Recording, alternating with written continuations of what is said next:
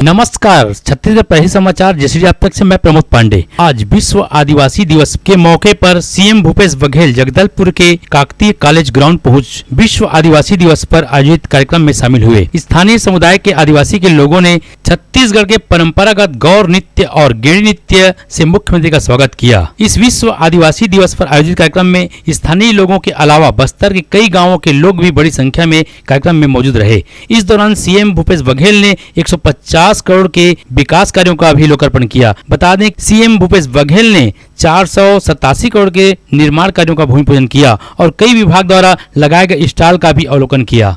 छत्तीसगढ़ में विधानसभा चुनाव 2023 के मद्देनजर छत्तीसगढ़ भाजपा का चुनावी प्रबंधक दूसरे राज्यों से आए विधायक संभालेंगे। महाराष्ट्र, उत्तर प्रदेश, गुजरात, झारखंड समेत अन्य राज्यों के 90 विधायकों का छत्तीसगढ़ प्रवास तय हुआ है। ये विधायक अगले विधानसभा चुनाव की रणनीति तय करेंगे। 10 से 15 दिन तक वह छत्तीसगढ़ के अलग अलग विधानसभा क्षेत्रों में दौरा करेंगे और अपना फीडबैक देंगे। इस नीति से भाजपा छत्तीसगढ़ में दोबारा सत्ता पाने के लिए अपनी चुनावी रणनीति तैयार करेगी। पार्टी सूत्रों की माने तो अलग अलग विधानसभा क्षेत्र में विधायक जाएंगे, यहाँ लोगों से बातचीत करेंगे। वर्तमान में जिस संभावित प्रत्याशी को टिकट दिया जा रहा है उससे संबंधित जायजा भी लेंगे। वह अपना फीडबैक शीर्ष तक पहुंचाएंगे और इस तरह चुनाव में प्रत्याशियों के चयन और जीत सुनिश्चित करने के लिए क्या मुद्दे हो सकते हैं, इस पर भी मंथन करेंगे। छत्तीसगढ़ की राजधानी रायपुर के बैराज बाजार स्थित साई सुश्रीसा अस्पताल में डॉक्टर की बड़ी लापरवाही सामने आई है। मंगलवार सुबह पैदा हुई जुड़वा बच्चियों को अस्पताल प्रबंधक ने मरा हुआ बताया, लेकिन इसमें से एक बच्ची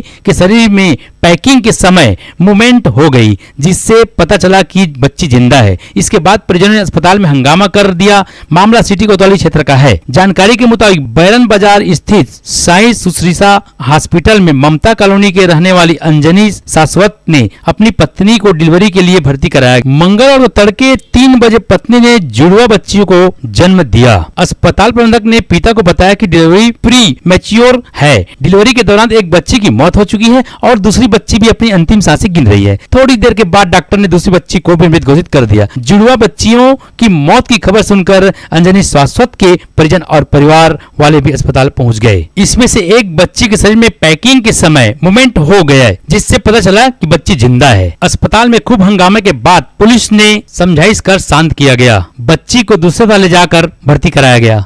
बिलासपुर जिला के चकरभाटा थाना क्षेत्र का एक मामला सामने आया है, जिसमें आरोपी ने हाईकोर्ट कर्मी को अपना शिकार बनाया है।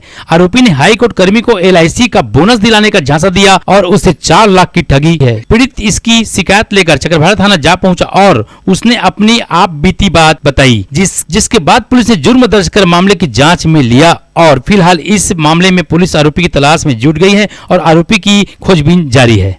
छत्तीसगढ़ विधानसभा चुनाव 2023 को लेकर बहुजन समाज पार्टी ने अपने प्रत्याशियों की पहली सूची जारी कर दी है। बसपा ने अपनी पहली सूची में कुल 9 प्रत्याशियों के नामों का ऐलान कर दिया है। बहुजन समाज पार्टी की सुप्रीमो मायावती के आदेशानुसार जारी की गई सूची में बिलासपुर जिले के मस्तूरी विधानसभा क्षेत्र से बसपा के पूर्व प्रदेश अध्यक्ष दाऊ राम रत्नाकर, बेमेतरा जिला के नवागढ़ विधानसभा क्षेत्र में ओम प्रकाश वाजपेयी, जांजगीर चांपा से राधे श्याम सूर्यवंशी, शक्ति जिले के जयजयपुर के केशव प्रसाद चंद्रा को प्रत्याशी बनाया गया है।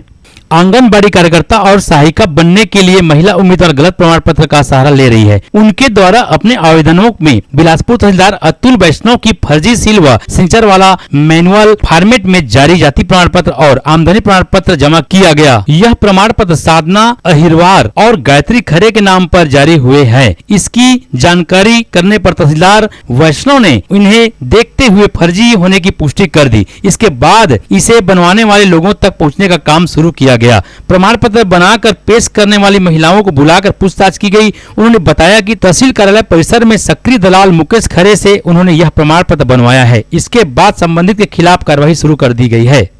कोरबा जिला की इमलू डुग्गू गौ माता चौक के समीप तेज रफ्तार कार के चालक ने बाइक सवार को चपेट में ले लिया। हादसे में बाइक सवार युवक गंभीर रूप से घायल हो गया। उसे डायल 112 की मदद से मेडिकल कॉलेज अस्पताल दाखिल कराया गया। पुलिस ने भारी मशक्कत के बाद घायल युवक की शिनाख्ती करने में सफलता पाई।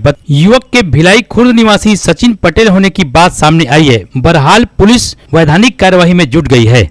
कोरबा जिले वासियों के लिए स्वास्थ्य सुविधा के क्षेत्र में राहत भरी खबर सामने आई है। लोगों को शरीर के किसी भी अंग में गंभीर चोट अथवा बीमारी का पता लगाने MRI के लिए निजी अथवा बड़े शहरों में स्थित अस्पताल का चक्कर काटना पड़ता था। इस समस्या से जल्द ही निजात मिल जाएगी। ACCL की ओर से CMR मद से 13 करोड़ प्रदान की जाएगी। इस राशि का उपयोग मेडिकल कॉलेज अस्पताल में MRI मशीन व जटिल जाँच के लिए अन्य जरूरी उपकरण खरीदी में किया जाएगा।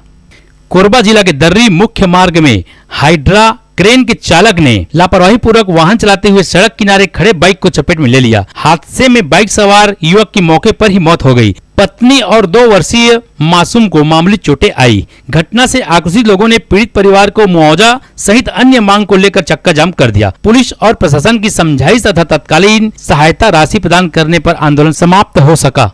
बिलासपुर रेंज में साइबर थाने की शुरुआत होने जा रही है। सीएम भूपेश बघेल 10 अगस्त को वीडियो कॉन्फ्रेंसिंग के जरिए इसकी शुरुआत करेंगे। फिलहाल ACCU के दफ्तर में यह थाना खुलेगा। इसके बाद ITMS बिल्डिंग में शिफ्ट किया जाएगा। साइबर ठगी के बढ़ते मामलों को देखते हुए प्रदेश के सभी रेंज में साइबर थाना खोलने की स्वीकृति दी गई है। यह काम पिछले 4 साल से अटका हुआ है। अब जाकर रेंज के अलग अलग थानों से स्टाफ तय किए गए हैं, जिनकी साइबर थाने में नियुक्ति की जाएगी। यहाँ इंटरनेट का इस्तेमाल कर होने वाले बड़े अपराधों के मामले में FIR दर्ज कर जांच की जाएगी। ऐसे मामलों की FIR दर्ज लिखाने के लिए लोगों को भटकना नहीं पड़ेगा। रेंज स्तरीय साइबर थाने का कार्यक्षेत्र बिलासपुर के अलावा रायगढ़, जांजगीर चांपा, कोरबा, मुंगेली, GPS शक्ति तक होगा। इन जिलों में ऑनलाइन फ्रॉड और फाइनेंशियल फ्रॉड की जांच अब यहीं से होगी। जिला और रेंज के लिए अलग अलग TI रहेंगे। साइबर फ्रॉड के लिए अलग टीम काम करेगी, वहीं फाइनेंशियल फ्रॉड के लिए दूसरी टीम रहेगी। पूछताछ कक्ष,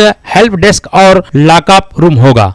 भारतीय जनता पार्टी की भिलाई जिला इकाई ने शहर के 4 चौराहों के गड्ढों में भरे पानी में मछली पकड़कर अनोखा विरोध प्रदर्शन किया। भाजपाइयों ने चक्का जाम करने की कोशिश भी की। पुलिस अधिकारियों ने उन्हें समझाने की कोशिश की तो एक युवक भाजपा नेता ने छावनी CSP का हाथ इतना मोड़ दिया कि उनका अंगूठा टूट गया। जल्द ही पुलिस इसमें FIR दर्ज करा सकती है। जांजगीर की सिटी कोतवाली पुलिस ने चाकू की नोक पर लूट की घटना को अंजाम देने वाले फरार आरोपी सुमित को गिरफ्तार किया है और घटना में प्रयुक्त बाइक को जब्त किया है। पहले भी एक आरोपी कुमार उर्फ रोबोट की गिरफ्तारी हो चुकी है। दोनों आरोपी ने 20,000 रुपए की लूट की घटना को अंजाम दिया था। गौरतलब है कि बनारी गांव निवासी अजय कुशवाहा ने 19 जून को थाना में रिपोर्ट दर्ज कराई कि शाम को वह पुटपुरा गांव की दुकान से राशन लेकर लौट रहा था। तभी नाला के पास कुमार उर्फ रोबोट अपने साथी के साथ उनके बाइक को रुकवाया और चाकू की नोका पर रखकर उसने 20,000 रुपए की लूट की।